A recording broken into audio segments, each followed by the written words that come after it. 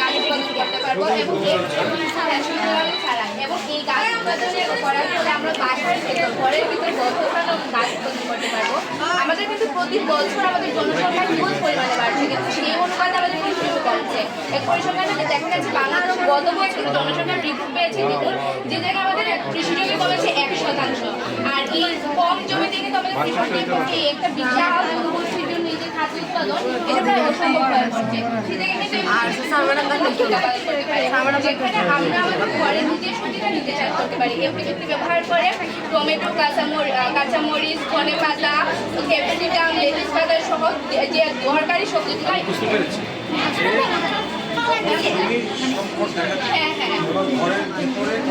করা যাবে। আর শুধু তো এটা না, আমরা যদি ধরি যে জমিতে কিন্তু আমরা 100টা চারা গাছ লাগাতে পারবো, কিন্তু এই প্রযুক্তি ব্যবহার করে আমরা একটি ঘরের স্তরে স্তরে আমরা যদি একটা প্রথম স্তরে একটা গাছ লাগাই, এটার উপর আবার আমরা গাছ লাগাতে পারবো 3-4 স্তর, কিন্তু ঘরের উচ্চতা অনুযায়ী আমরা 3-4 স্তরের গাছ লাগাতে পারবো।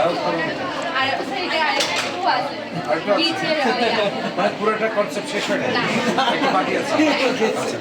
আমরা যে আমাদের কিছু কিছু সবজি আছে যেমন বাঁধাকপি, এইটার কোনো বীজ উৎপন্ন হতে প্রায় 2 বছর সময় লাগে এবং এই বীজগুলো আমরা আমদানি করতে হয় ভারত, থাইল্যান্ড, চীন, জাপান সহ চড়া দামে, এবং এই প্রযুক্তি ব্যবহার করে মাত্র 5 মাসে বীজ উৎপাদন করা সম্ভব হচ্ছে, যার ফলে কিন্তু আমাদের একটা হিউজ পরিমাণ সময় আমরা সময় বাঁচাতে পারছি।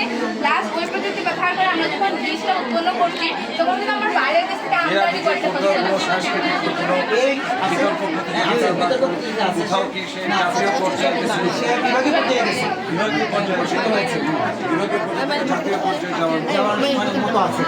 আর কিছু বাকি আছে, বাকিটা পরে শুনুন।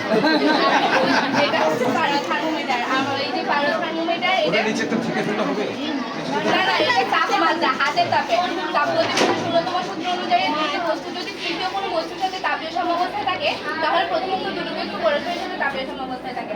আর পারদ হচ্ছে একটি পদার্থ, এটা কিন্তু রঙিন। আমরা থার্মোমিটারে পারদই কেন ব্যবহার করি, কারণ পারদ হচ্ছে রঙিন পদার্থ। আর আমরা যখন তাপ প্রয়োগ করি এটা কিন্তু খুব তাপ সুবিধি, মানে আমরা যখন তাপ প্রয়োগ করি সাথে সাথে কিন্তু একটা তাপটা নিজের ভিতর গ্রহণ করে। এখানে দেখতে পাচ্ছি যে তাপ প্রয়োগ করার সাথে সাথে নিজের ভিতর গ্রহণ করেছে। আর আমরা যখন তাপ দিই এর মধ্যে গতিশক্তি বৃদ্ধি পায়, যার ফলে এর আয়তন বৃদ্ধি পায়। ফলে দেখতে পাচ্ছেন থার্মোমিটার উপরের দিকে উঠছে, এবং এই থার্মোমিটার কিন্তু আমরা সব কাজে প্রায় বর্তমান জীবনে আধুনিক জীবনযাত্রার সাথে প্রায় সব ক্ষেত্রে আমরা থার্মোমিটার ব্যবহার করছি। রান্নার কাজে আমরা থার্মোমিটার, রান্নার যে তাপমাত্রা মাপার জন্য, আমাদের পরিবেশের তাপমাত্রা মাপার জন্য আমরা থার্মোমিটার ব্যবহার করছি। ওই হাত দিয়ে ওই আমরা একটা শব্দ কাজ করতেছে না কেন? কাজ করতেছে, সব উঠে গেছে উপরে। আমার দেখায় কিন্তু লাভ নাই যে ইউনিট চিঠি ইন্সপেকশন নিচে নামো, আগে নিচে নামো। আচ্ছা, এটা কাজ শুরু হোক। এই যে এখন ধরেন, আপনার হাত গরম তো, ঠান্ডা হলে হবে না। হাত যদি ঠান্ডা হয় তাহলে হবে না, মানে আপনাদের মধ্যে যদি হাত গরম থাকে তাহলে কি হবে এখানে? এটা উপরের দিকে উঠবে। তাপমাত্রা এটা ইফেক্টিভিটি কি কাজে লাগে? এইটা তো আমরা থার্মোমিটার আমাদের শরীরের তাপমাত্রা মাপার জন্য ব্যবহার করছি। রান্নার ক্ষেত্রে এখন যে আধুনিক রান্নাগুলো, উন্নত বিশ্বের যে রান্নাগুলো আমরা ব্যবহার করছি, ওই রান্নার ক্ষেত্রে কিন্তু তাপমাত্রা মাপা হয়। প্লাস আরো অনেক সেশন নেব।